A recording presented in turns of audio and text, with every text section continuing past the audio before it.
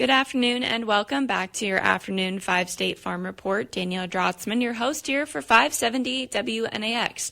Thanks for tuning in on this Friday and hope you guys are all having a great day and are ready for the weekend. Kicking off your program with a special guest we're excited to welcome on. Visiting here today with Kristine Jameson. She is the Executive Director of the Nebraska Sorghum Producers Association. So, Kristine, thank you for joining us here on WNAX, and it's a pleasure to have you on. So how are you today? Yes, thank you so much for having me. I'm doing well. Yeah, and it's been a busy summer, I'm sure, for you guys there at Nebraska Sorghum. And first off, how has the summer been going? What's the association been up to? And just fill us in there first. Yeah, the summer has been fantastic. We kicked it off with a Nebraska Sorghum fly-in to Washington, D.C.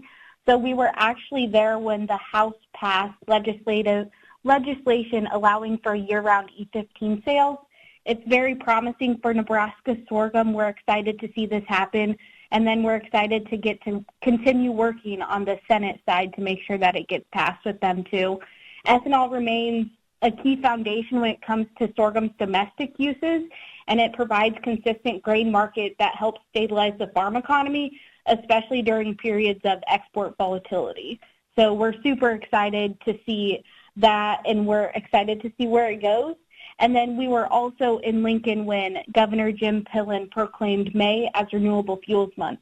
And so just excited to get to be a part of that, help educate on the fact that sorghum is in ethanol and it's important to ethanol. And then after that, we went to NAYI at the beginning of this month, and we got to talk to, I think it was about 250 high school juniors and seniors from around the state of Nebraska, and we got to educate them on sorghum in Nebraska. And then we got to do the career fair with them to show them the internship opportunities and different careers that you can have within sorghum. So just honored to be a part of that, and can't wait to see where things go from there. For sure. Sounds like a very great start to the summer. And it sounds like there's a lot of great things happening for sorghum as well. So, I know ethanol was a topic of interest, the last time we chatted. So it's great for that E15 passage. But is there anything else new on the ethanol front, or is that kind of the latest at the moment? That's kind of the latest. We're waiting to hear more from the Senate side, but of course, politics is never super fast, so we're just waiting to see where that goes, and hopefully at some point we can get an answer on that side. Absolutely. All right. Well, with that being said, it's been kind of an interesting growing season here at the moment. Some parts of the Midwest are really getting rain. Some other parts are really dry, and some crops look really good, some don't. So, as far as sorghum goes, in the state of Nebraska, what are you kind of hearing? How are crops looking, or what's kind of the feel you get from farmers? Yeah, so sorghum is definitely showing some signs of stress, as most crops are since we've gotten very little rain. Another round of rain would be critically needed at this point, and we're praying every day that we get that. However, sorghum is a drought-tolerant crop, and so it can pause growing when we aren't getting those rains, and so you can still kind of get a decent yield even with very little rain.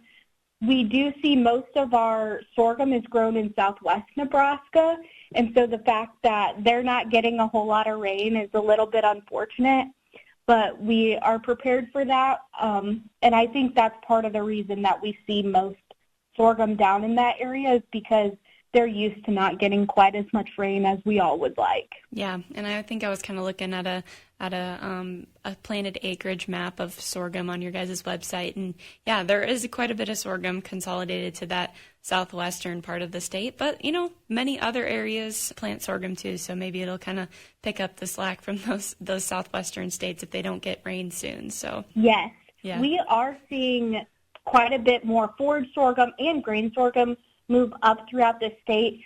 One thing that I did want to make a note of, we have updated our acreage maps actually, and we will be releasing those within the next few days.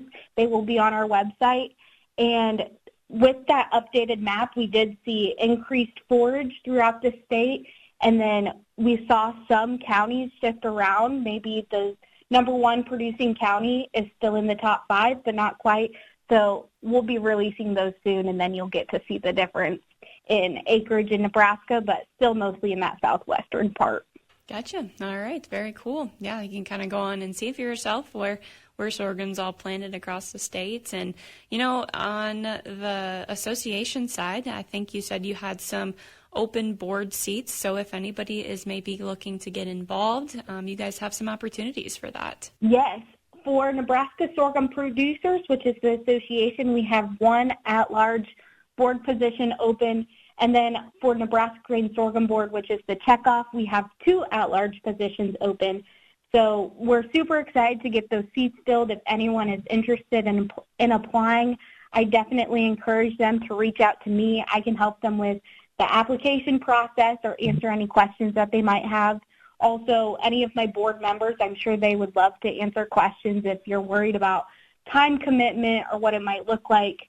We would love to have you be a part of Team Sorghum. Yeah, and it is a big time commitment for sure, to take on a role like that. But it's so important to get involved too. So, because farmers know what they're doing, and they're the best resource to get the word out there to the people that matter. So, I guess any words of wisdom, or if somebody's just kind of looking for that extra push to maybe get involved if they're thinking about it. Yeah, if there's any hesitation at all, I would say sorghum is a great board to first get your feet wet. We kind of introduce you to what the checkoff looks like or what association looks like. But I think sorghum is a great way to get started with whether it's a checkoff or association board. We have a little bit less pressure, and so we can kind of have a little bit more fun, I think. And you can really help shape the industry since we're a smaller organization.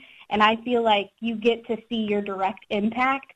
And for me, that is so exciting, and I couldn't imagine how it feels for some of my board members as well. For sure, yeah. And just to get out there and, network with other farmers and, meet new people and, just have another network, another place to go for contact too. That's always important. So I guess anything else for the association you guys are working on or paying attention to that our listeners should kind of keep on the radar, or anything upcoming for the summer as we kind of maybe wrap up the interview here? Yeah, I just wanted to put a plug in. We have our field day near Indianola, Nebraska on Wednesday, September 9th. We are partnering with the University of Nebraska and industry experts to share the latest on research, production practices, and market updates that they can then take back to their own farms and include for next year. Registration details will be available on our website soon, nebraskasorghum.org, or you can keep an eye on our Facebook page, Nebraska Sorghum. And we hope to see growers from across the region there on Wednesday, September 9th. Perfect. All right. A lot of great things going on for Nebraska Sorghum and Nebraska Sorghum Producers. And that was Kristine Jameson. She is the Executive Director of the Nebraska Sorghum Producers Association. So glad to have her with us and have her update on all the great things they are working on. So with that, we will take a quick break here. We'll take a look at some ag weather, and then here at the bottom of the hour, we'll take a look at your markets here with your Friday commodity wrap. So make sure to stay tuned to 570 WNAX. I'm Danielle Drotzman.